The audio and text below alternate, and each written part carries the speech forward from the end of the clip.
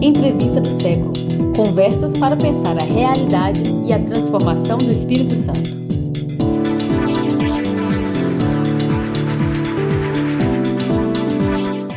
Olá, bem-vindo, bem-vinda, bem-vinde. Eu sou Vitor Taveira. Essa é mais uma entrevista do século aqui no estúdio Rocket Filmes.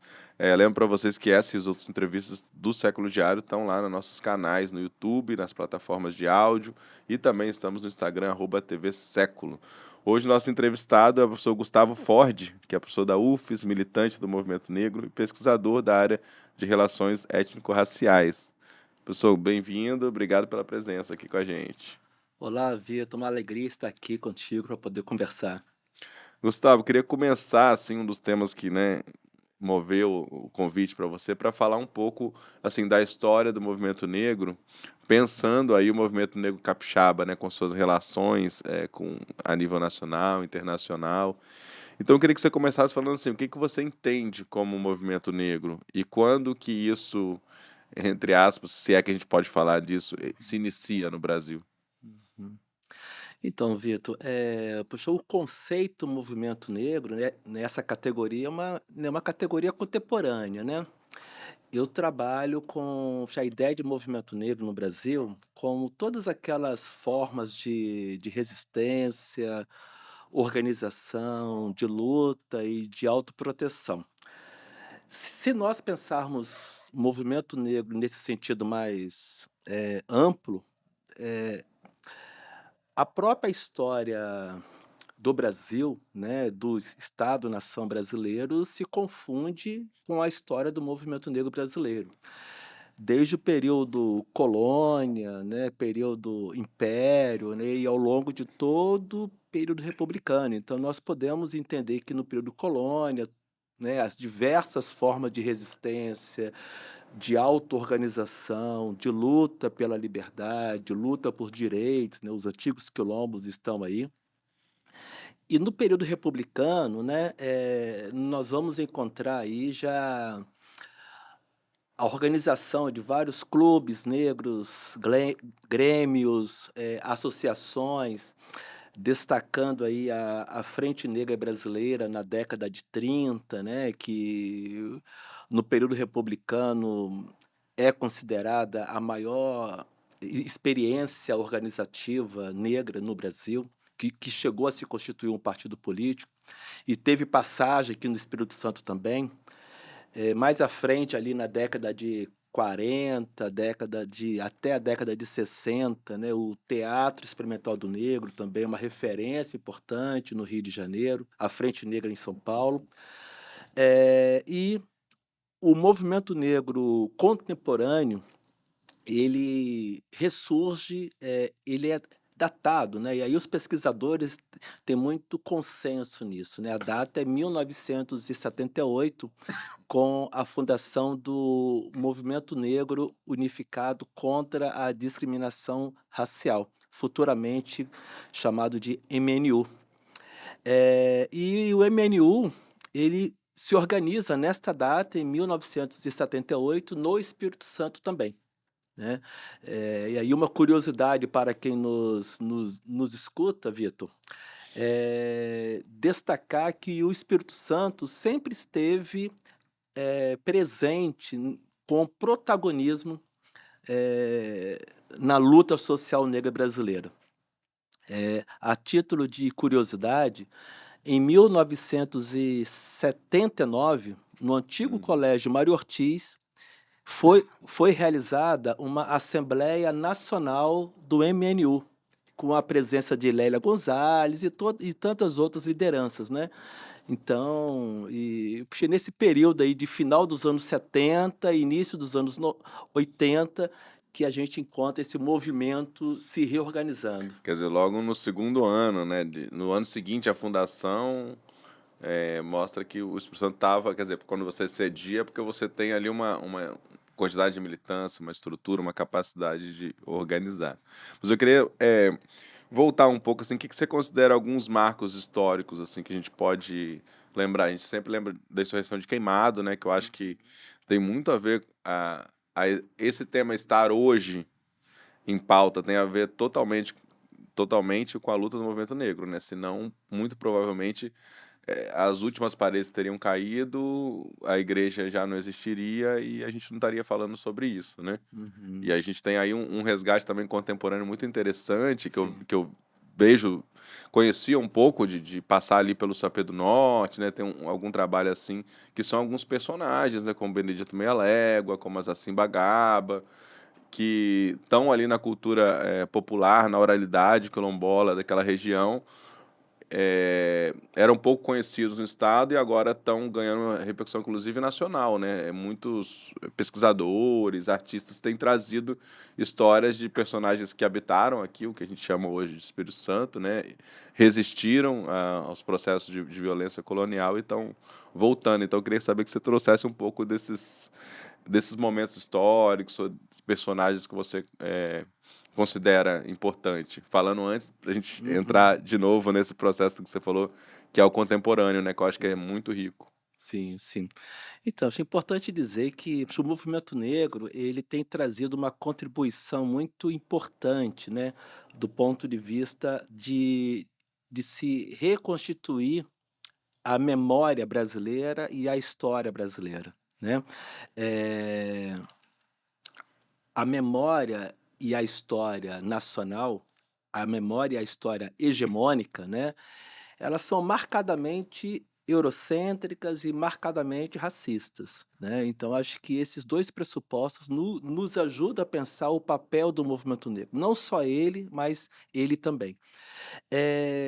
Durante muito tempo, né, do ponto de vista oficial, a data que era celebrada era o 13 de maio, né, então quem nasceu nos anos 70, 80 para trás, deverá lembrar que nas escolas brasileiras, né, tinha todo um conjunto de atividades alusivas à Princesa Isabel, à Redentora.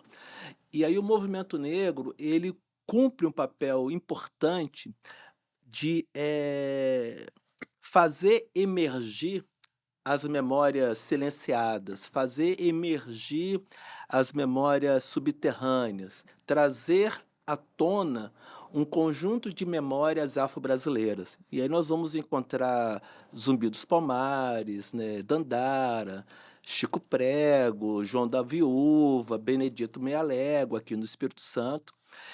E ao trazer, essas memórias subterrâneas, né, à tona, o movimento negro ele disputa um lugar na história nacional, né. Então aquilo que estava silenciado, apagado, hoje está ocupando espaço na historiografia. Então quando você fala de Insurreição dos Queimados, né, as comunidades do Sapé do Norte, João da Viúva, Jacinha Gaba, né, nós estamos falando de personagens, históricos que constituem a história do Espírito Santo, né. E com relação às datas, os períodos que para mim tem muito significativo, Vitor, eu traria aí 1988, né, 1988, foi o ano dos 100 anos da Lei Áurea, né. Enquanto o governo brasileiro tentou colocar uma agenda de celebração de 100 anos da abolição, o movimento negro brasileiro se contrapõe a essa agenda e institui uma agenda de 100 anos da falsa abolição. A Lei Áurea completou 100 anos, mas não podemos dizer que a abolição completou 100 anos. E em 1988, nós teremos também a Constituinte, né. E em 1988, eu trago isso no meu livro, Vitor, nós vamos encontrar uma onda negra no Brasil, né. O movimento negro ele ocupa as ruas, ocupa as universidades, né, e aí eu preciso trazer aqui, né, a figura do professor Kleber Maciel, né, que em 1988 organiza um seminário de história africana na universidade. Depois de 88, eu posso dar um salto para 1995, que foi comemorado os 300 anos da imortalidade de Zumbi dos Palmares. Neste período, né, o movimento negro brasileiro se organiza para uma grande marcha até Brasília. No Espírito Santo, nós saímos com cerca de 12 ônibus do Espírito Santo e a esplanada ela foi tomada pela militância negra. Então, eu situo, né, 78 com essa reorganização do movimento negro contemporâneo, 88 constituinte, racismo torna-se crime inafiançável, 95 marcha zumbi, que aí, se nos anos 80 o movimento negro ele pautou a denúncia ao racismo, nos anos 90 o movimento negro ele vai formular propostas para o Estado brasileiro. E assim, tem essas marchas também, que eu acho que é nos anos 80, até Palmares, né? Que faz parte dessa. E a Lélia Gonzalez participa, Abdias do Nascimento, se eu não me engano, assim, as grandes lideranças da época participam, e acredito que é um pouco do que se faz com Queimado também. Começa o movimento negro a fazer essas caminhadas até lá, até esse sítio histórico, para meio que visibilizar isso, né? Uhum. Mas também vejo que é um período muito, muito rico. E aí eu estava, quando eu fui começar a pesquisar isso, a ler, e aí tem, se eu não me engano, a Constituição do Espírito Santo também vai vir logo depois, né? Um processo. E aí a gente tem alguns encontros, não sei, tem esse que você falou, né? Encontros que acontecem, um ambiente de muita discussão, né? E a gente, além do Kleber, Maciel, a gente vê às vezes, né? Como é que é importante essas pessoas estarem lembradas e eternizadas, talvez, em Uhum. processos, né? O Kleber tem o Elimu, Kleber Maciel, né? Uma Sim. instituição. A Verônica Paz, que dá nome ao Mucânia, Museu. Museu Capixaba do Negro, né? Ela também Isso. é uma pessoa muito ativa nesse processo. Tem vários intelectuais e tal, que eu acho que é importante também as novas gerações conhecerem, né? E acho que as pessoas mais engajadas no momento estão conhecendo também essas referências daqui, porque às vezes a gente tem muitas referências, tem algumas nacionais e às vezes muitas até de fora, dos Estados Unidos, por Uhum. exemplo, que é Sim. são muito importantes. Vocês falaram, Angela Davis, por exemplo, Uhum. Sim. tá viva ainda, né? Tal, e que é importante, mas às vezes a gente perde essa referência de quem esteve aqui pensando a partir daqui, né? Não só o Espírito Santo, mas a partir do Espírito Santo, Sim. pensando e trazendo essa realidade. Quem que você acha que é assim fundamental nesse processo assim para pensar o movimento negro capixaba? Então, acho fundamental para mim é nós nos aproximarmos, né, da nossa experiência local, né, isso que você traz, né, pensar, o global a partir do local e vice-versa, acho que nesse diálogo. Queimados, né, Queimados ele se coloca, né, com uma força muito grande, né, quando nós pensamos os processos de resistência negra no Espírito Santo, né. Trazer a memória de Chico Prego, Benedito Meia Légua e toda a sua estratégia organizativa, isso é fundamental.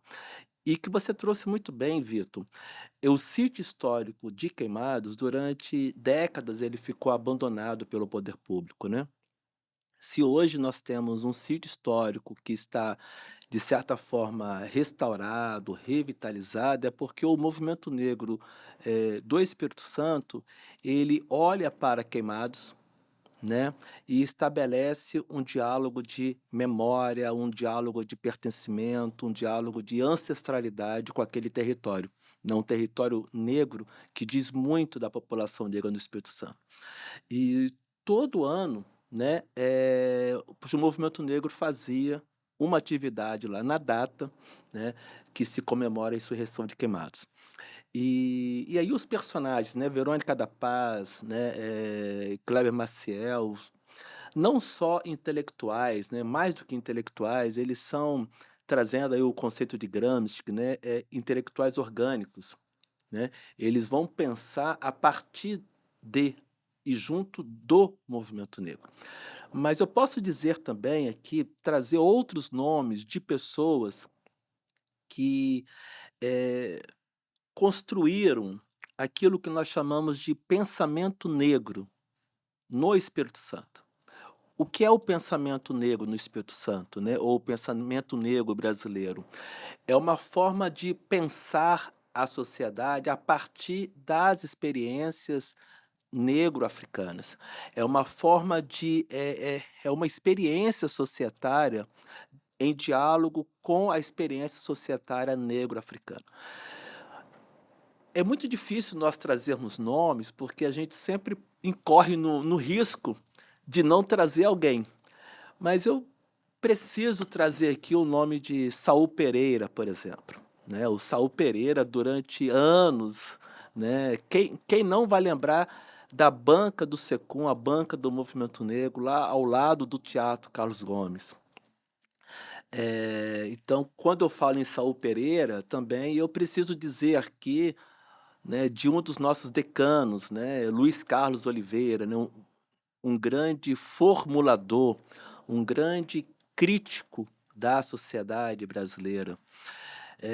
E ao lado do decano Luiz Carlos Oliveira, eu preciso trazer a nossa decana, Míria Cardoso. E a Míria Que estão aí ainda, né? estão aqui, poxa, que estão nos ajudando a pensar a sociedade, pensar o movimento negro.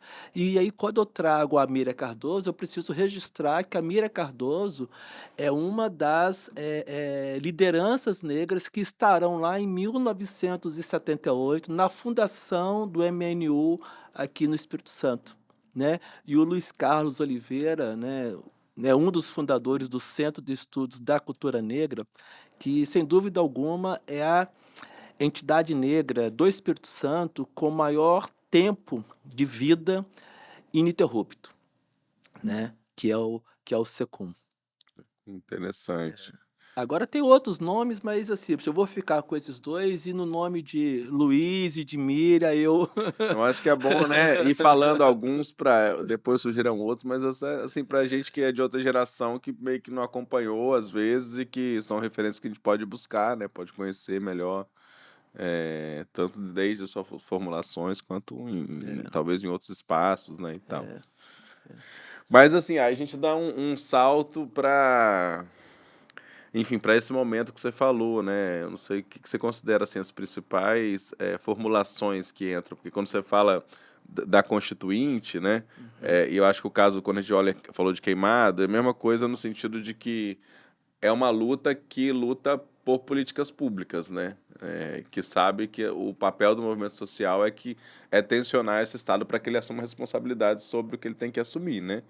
E inclusive com pautas que ele nunca tinha pensado, porque ele é baseado numa estrutura, enfim, eurocêntrica, racista mesmo, né? O racismo institucional que a gente fala. Mas quais são essas políticas quando você olha para a Constituinte, quando você olha para esse momento de que você falou da formulação da reivindicação ali do protesto até a formulação, e a formulação não basta, né? Da formulação tem que ter um processo de luta muito intenso para que isso se transforme de fato numa E política, implementação, né? enfrentamentos, acordos, e às vezes não vai como o movimento quer, ou as pessoas querem, as lideranças querem, mas como é possível você, enfim, mediar a melhor saída que consiga aprovar dentro dessa estrutura também, né? E assim, por que, né? Por que políticas públicas para a população negra, né? Puxa, eu vou pedir licença, Vitor, para dar 2 passos atrás, antes de falar desse processo das políticas e da implementação, né? Por que políticas públicas para o povo negro? E aí, quando a gente coloca essa pergunta, é necessário nós discutirmos algo que é pouco discutido no Brasil. O 14 de maio de 1888. Até o dia 12 de maio, até a véspera da Lei Áurea, o Brasil, toda não, mas majoritariamente, a força produtiva no Brasil era força, né, no sentido literal de força laboral e força cognitiva. Era uma força produtiva negro-africana ou descendente de africanos no Brasil.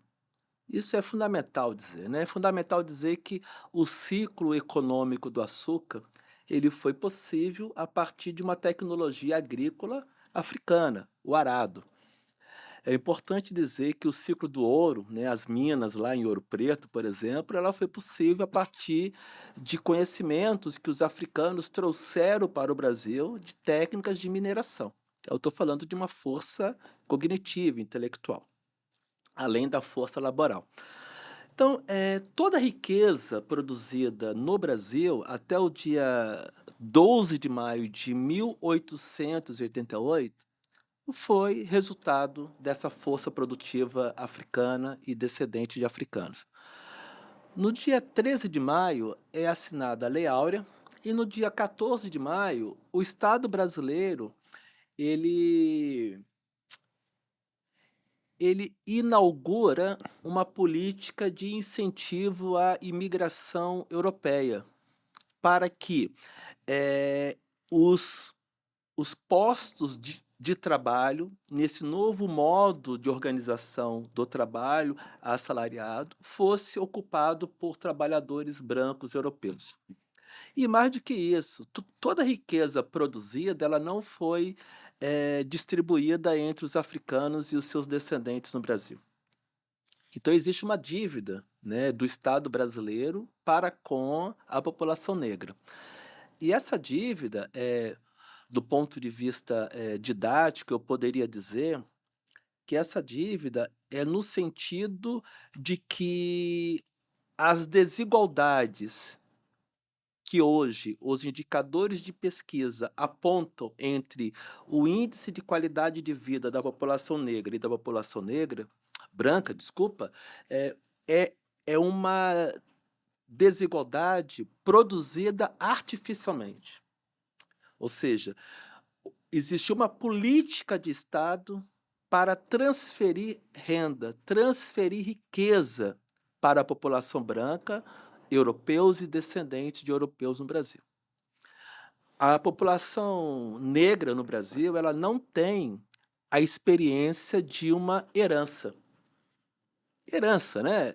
No meu avô deixou um comércio, meu avô deixou um sítio, uma fazenda, né? Essa experiência da herança, essa experiência são das famílias descendentes de europeus. Importante dizer também que essa política, né, de tradição colonial, escravocrata, né, brasileira, eh, até os anos 80, anos 90, ela estava muito presente entre nós. Quem não vai se lembrar que todas as moradias, praticamente, não todas, né, mas aquelas moradias construídas pelas famílias de posse, já se construía o quartinho da empregada. A metáfora que nos ajuda a entender o Brasil é a metáfora da Casa Grande e da senzala. Bom, pois bem. Então, se existe uma desigualdade hoje que foi produzida com aval e pela mão do Estado brasileiro, é necessário que o Estado brasileiro se organize, se posicione com ética para corrigir, reparar essas injustiças. Bom, então se nós entendermos que existe um processo necessário de uma compensação, de uma reparação histórica, essa reparação histórica tem que ser assumida pelo Estado brasileiro. Tem uma coisa interessante, assim, nesse debate de cotas lá. Na época eu era estudante universitário, né? Quando foi feito os debates lá, acompanhava e eu via que tinha um argumento, como é que eu posso dizer? Eu não concordava, mas eu via que era, às vezes não era um posicionamento, você tinha posicionamentos reacionários e outros que eram assim, pô, a pessoa nunca pensou sobre isso, de repente ela tá colocada, que era essa posição de que, ó, na verdade, o problema do Brasil não é o problema do acesso ali, pelo menos, ou o problema do Brasil, se a pessoa ampliar o olhar, mas algumas acreditavam pensando ali, não é o negro não está aqui, não é porque o negro é pior do que o branco. Então, essa política de cotas vai ser ruim porque, né, tá tratando como se não fosse inferior. O problema é social, então, se a gente incluir socialmente, como digamos, as maiorias ali das classes menos favorecidos ou mais, não sei qual é a palavra, não é ideal para mim, é mais, enfim, mais empobrecidas, né? Elas têm maioria negra, e aí você fazendo essa política estaria Atendendo, né? atendendo e ia meio que resolver esse problema, digamos assim, Sim. né? Mas aí você tem até uma questão que eu falo que o movimento negro foi generoso, né? Porque a luta pela política de cotas era a luta do movimento negro. Foi o movimento negro que conquistou esse espaço e o movimento negro entendeu num dado momento que, tipo assim, era preciso, eu não sei se por termos de negociação ou por esse entendimento que, tipo, ok, podemos ter uma política não só para pessoas negras, mas uma política que é o que hoje opera, né? Que tem PPI ali, que é preços para as indígenas, dentro de uma cota que é social. Então, que abarca também populações Sim. não racializadas, para dizer assim, né? Exato. Mas, assim, como é que você dialogaria com essas pessoas que falam que, assim, é uma questão social e o Estado, e talvez as pessoas vão defender isso para outras políticas, que não precisa ter cota para negros, que, na verdade, precisa que as pessoas menos favorecidas disputem em condição de igualdade. Vitor, assim, eu concordo contigo, mas eu vou trazer uma outra perspectiva. Acho que o movimento negro não foi generoso. O movimento negro foi usurpado. Foi usurpado. A sociedade brasileira, ela nega o problema do racismo. Ainda hoje, mesmo que hoje conceitos como racismo institucional, racismo estrutural estejam aí circulando em todos os espaços acadêmicos e não acadêmicos, a sociedade nega o problema do racismo à medida que não encara o problema do racismo como um problema central no combate às desigualdades. Todas as desigualdades sociais, de gênero, de territórios.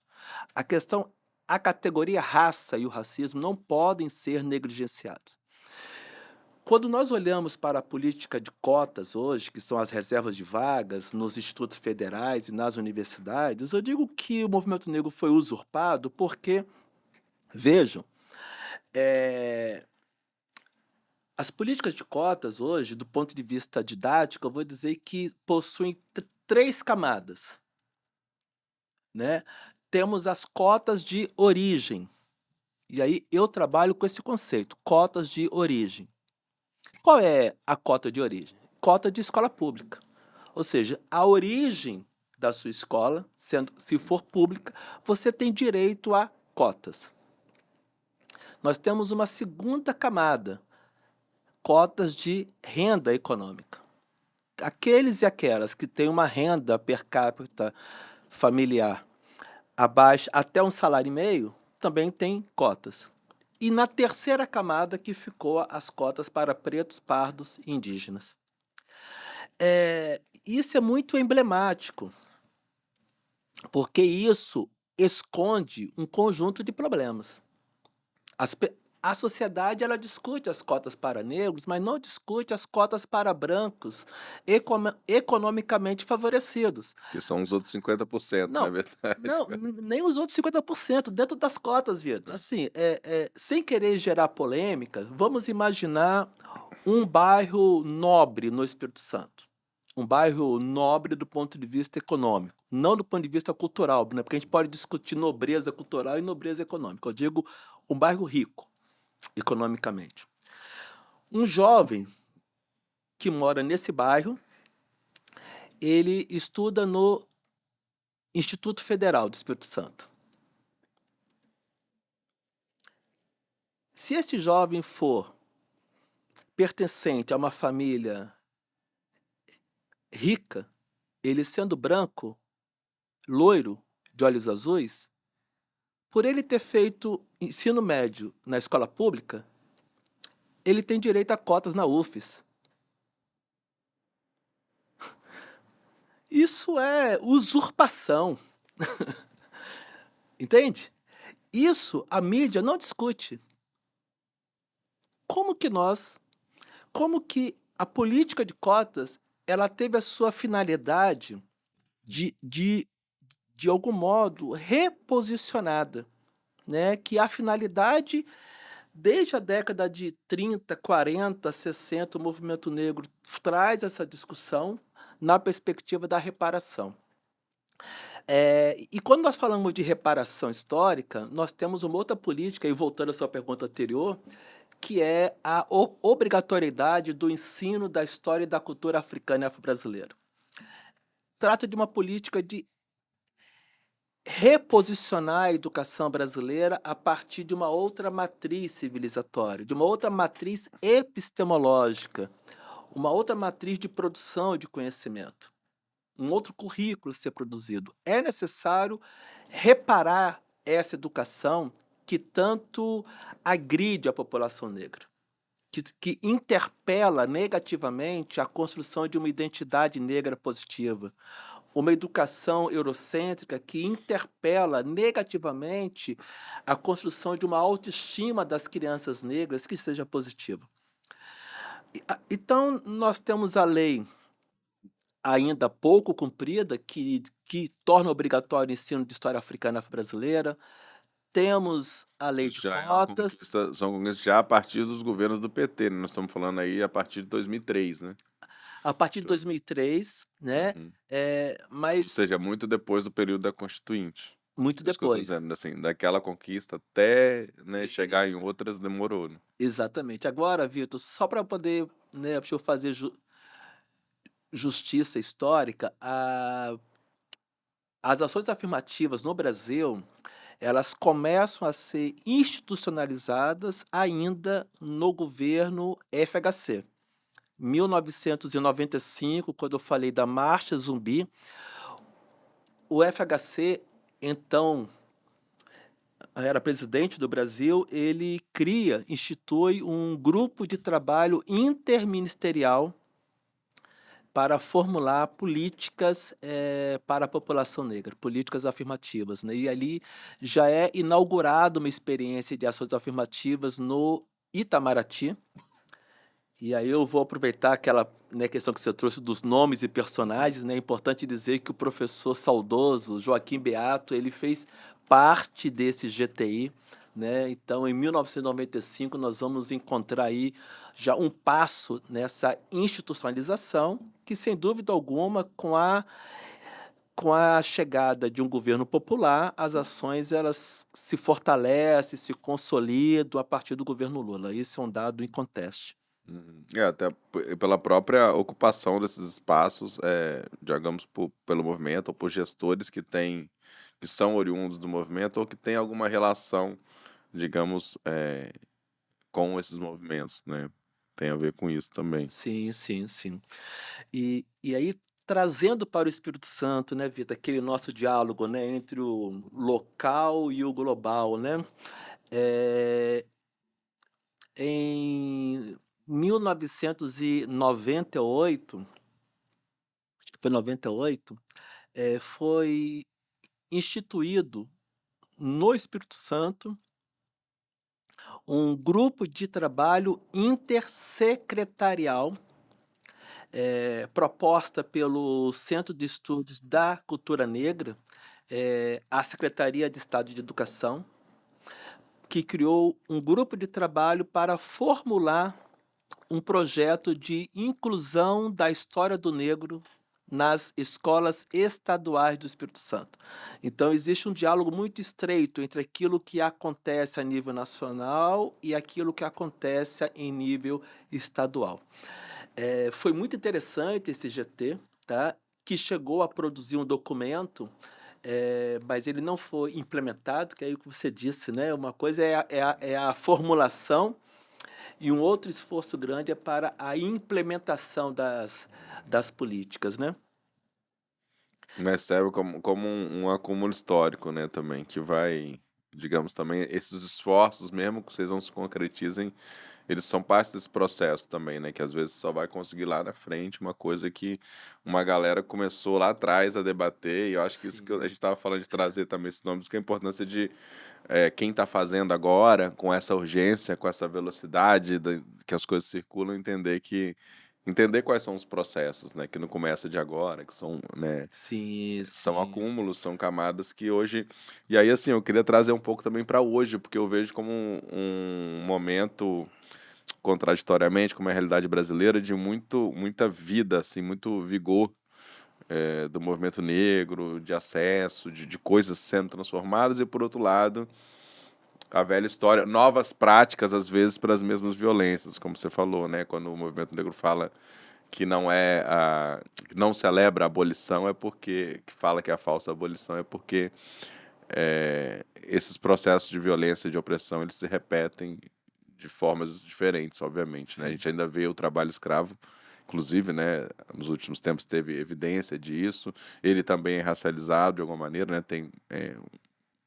A gente pode pensar também em termos de gênero, em termos Sim. de raça e Uhum. tal.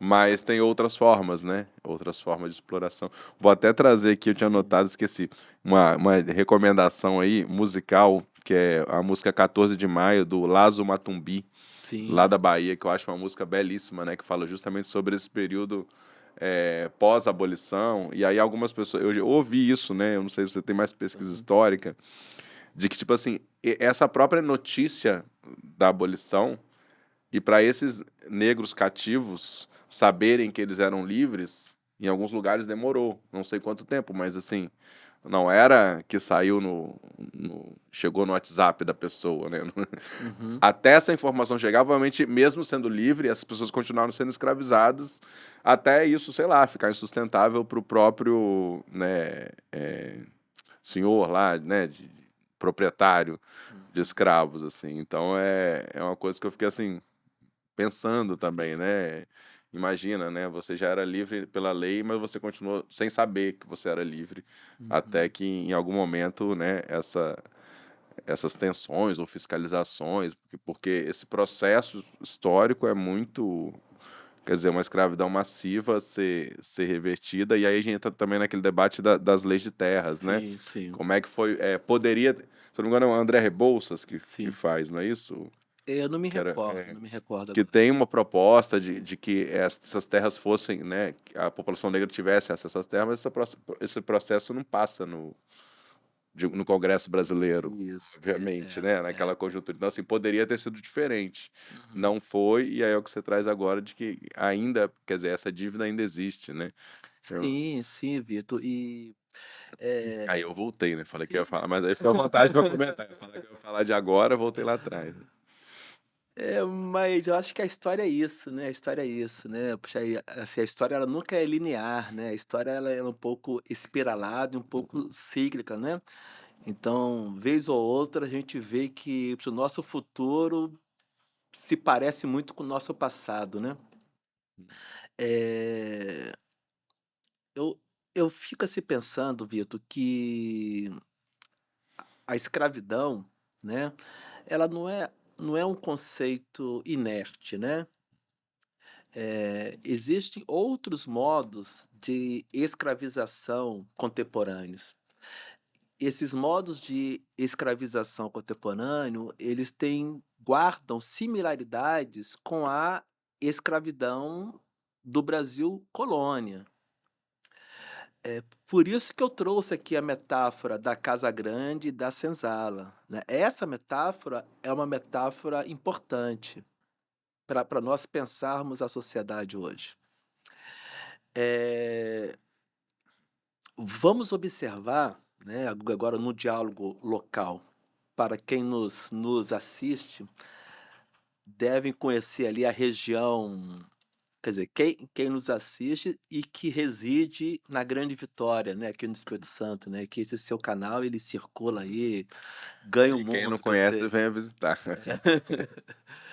Eh, Vamos assim pensar como que essa tradição escravocrata e essa tradição racista, impacta a nossa organização territorial. Vamos refletir como que o Estado brasileiro está presente nos territórios de maioria branca e nos territórios de maioria negra. Vamos refletir sobre isso. Eh, vamos olhar para aquela região da Ilha do Príncipe. Quem conheceu ali final dos anos 80, início dos 90, os equipamentos públicos que estavam ali. Teatro Carmélia Maria de Souza, logo atrás, Novo Império, ao lado, Que é uma escola de samba, uma escola de samba, um Clu- centro cultural público. Clube Náutico Brasil, Teatro, né, Teatro Carmélia, com cinema, biblioteca, galeria, camarim, um equipamento público cultural fantástico. Mais ao lado, um parque esportivo, Tancredão, ao fundo, o Sambão do Povo, em um território de maioria negra. Nós estamos falando ali de Ilha do Príncipe, Santo Antônio, Caratuíra. Percebo como que esses equipamentos eles não receberam investimento. O Teatro Carmélia hoje, o que que é o Teatro Carmélia hoje? Se esses equipamentos públicos estivessem na área continental, que são territórios de maioria branca, esses equipamentos estariam nas condições que estão hoje de abandono, né? É emblemático como que territórios de maioria negra no Brasil não recebe o mesmo investimento do poder público. Agora eu vou trazer um outro exemplo, ainda pensando no Espírito Santo. Anos 90, a região chamada aqui no Espírito Santo, região das montanhas, né? Que reúne ali os municípios de Domingos Martins, Pedra Azul, recebeu e deveria receber, tá? Deveria receber e recebeu um grande investimento financeiro, assessoria pública, dinheiro público para construir ali uma região de agroturismo. E esse investimento público, esse esforço do Estado, fez com que aquela região hoje estivesse com geração de renda, e mais do que isso, né, preservou uma identidade, né, núcleos familiares, autoestima, né, as pessoas se sentem orgulhosas em pertencer àquele território. Território de maioria branca, dinheiro público. Vejam, hoje nós temos, eu vou trazer um exemplo, um território de maioria negra, a região do Sapé do Norte. Se na região das montanhas foi identificado um grande potencial turístico e de geração de renda, por que não na região do Sapé do Norte? Por que não produzir o que produziu na região das montanhas, na região do Sapé do Norte? Imagina um território quilombola, com núcleos familiares, com uma produção de cultura própria que gira em torno da farinha, né? Que então tem Essa uma coisa ancestralidade. histórica também, né? Vários personagens históricos que fazem parte dessa Constituição, lugares belíssimos, né? Itaúnas está dentro desse Sim, sim, território que isso, de maneira, né? Posso exato. citar um. É.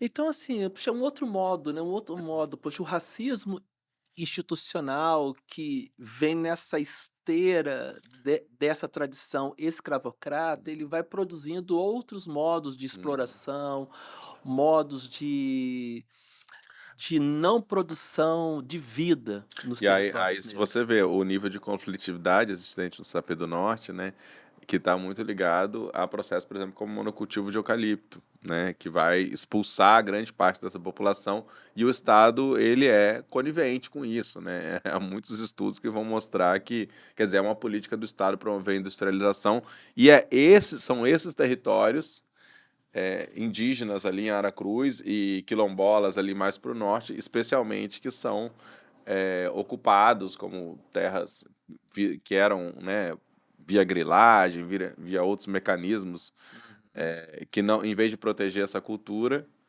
e esse local e essa população, É, você abre espaço para os empreendimentos entrar com várias estratégias, das mais violentas às mais sutis, para ocupar esse território para uma produção, para o capital internacional, enfim, para sim, exportação sim. e tudo isso, né? É. E é isso, né? E é isso. Assim, a questão fundiária no Brasil, ela é uma. é uma questão que ela se constitui com muita violência, né, a questão do latifúndio, né, a monocultura, né, eh, então é importante encarar essa questão, e aí voltando à questão das políticas públicas e das ações afirmativas, né.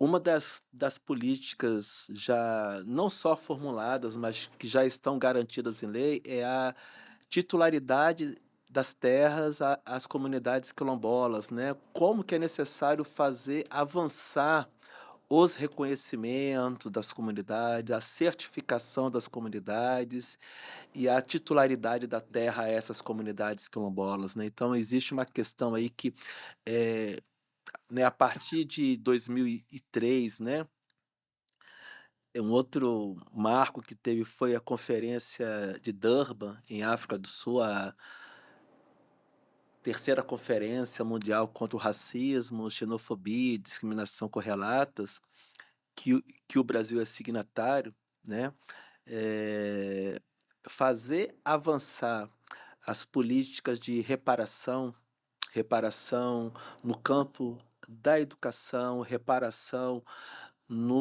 na titularidade da terra, reparação do ponto de vista financeiro, reparação, né, porque se a sociedade concorda que se o escravismo criminoso, trazendo aqui um conceito do professor Henrique Cunha, da Federal do Ceará, né, escravismo criminoso, se isso foi um crime contra a humanidade, é necessário reparar. E eu me recordo que nos anos 90, eh, houve um movimento no Brasil pelas reparações já. E foi feito um cálculo, Vitor, de que cada descendente de africano e de africana escravizado no Brasil faz jus a receber uma indenização do Estado brasileiro pelo trabalho realizado pelos nossos antepassados, e esse trabalho não foi pago. E essa dívida corresponde a US$ 102.000. Então é só fazer as contas que nós vamos chegar aí aos valores atuais em reais, né. Eu não sei quanto é que está o dólar, eu não acompanho, mas vamos fazer uma conta redonda, né, vamos colocar aí R$ 5, US$ 102.000, estamos falando aí R$ 500.000 para cada descendente de africano e africana, eh, né, escravizado, né. É isso, é isso. Reparações, fala de corrigir séculos de injustiça, corrigir séculos de exploração, de opressão no tempo atual. Agora, para isso é necessário que façamos jus ao conceito, racismo institucional e racismo estrutural, né. Se esses 2 conceitos tão largamente utilizados fazem sentido para a sociedade, as ações de combate ao racismo não podem ser coadjuvantes. Se o racismo é institucional e estrutural, as ações têm que ser estruturais, têm que ser institucionais. Acho que esse é um desafio que está colocado para o nosso século. Como você falou, tem algumas políticas como a titulação quilombola, ensino nas escolas, né, da história História africana e africana, afro-brasileira. brasileira e indígena, que ainda estão, quer dizer, já são leis consolidadas, mas ainda precisam avançar, né? Ainda são pouco implementadas. Isso é uma coisa. Sim, A outra são as políticas que ainda precisam ser feitas, né? Queria que sim. você falasse um pouco disso, de que você acha que ainda precisa ser feito. E por fim, assim, já estamos chegando no final, que você falasse assim, como é que você vê esse momento, especialmente assim, o que te dá esperança, assim, olhando as novas gerações, que eu acho que tem várias, inúmeras questões, Sim, tem seus problemas e tal, mas assim, dá para ter esperança, para onde que está indo esse sim, movimento, assim. sim. Então o que falta fazer, né, eu vou trazer aqui uma política, apenas uma, nós precisamos, o Estado brasileiro, a sociedade, fazer avançar a política nacional de saúde da população negra. é fundamental que essa política ganhe capilaridade, ganhe institucionalidade e, sobretudo, que ela ganhe investimento. Né, porque eu disse que ia falar só uma, mas eu vou falar duas. Nós precisamos avançar no debate do orçamento público. Como está o orçamento público nos municípios, nos estados e na União para as políticas de reparação, de combate ao racismo e promoção do bem-estar, do bem viver da população negra? Bom, então, precisamos olhar para o orçamento público e a política nacional de saúde da população negra. Agora, como que eu olho para o futuro, Vitor? Este ano, 2024, eu tomei uma decisão. Depois de quase 10 anos circulando, trabalhando, dialogando muito no âmbito das universidades, da academia, formação de professores e do movimento negro também, este ano eu tomei como decisão retornar a trabalhar, circular, dialogar com os mais jovens, com crianças. E eu voltei a frequentar algumas escolas, já recebi 5 ou 6 convites esse ano, já estive numa escola conversando com estudantes do 4º ano, já estive numa escola escutando, formando estudantes do ensino médio. Tem uma geração muito interessante que está chegando aí. Tem uma geração muito interessante. Uma geração que está chegando aí que eu não tenho dúvidas que vai produzir, né, um outro modo de nos relacionarmos, né? Uma outra sociedade possível está chegando aí. Agora, isso é fruto das conquistas dos mais velhos, né? Então, hoje, quando nós andamos pela rua, Vitor,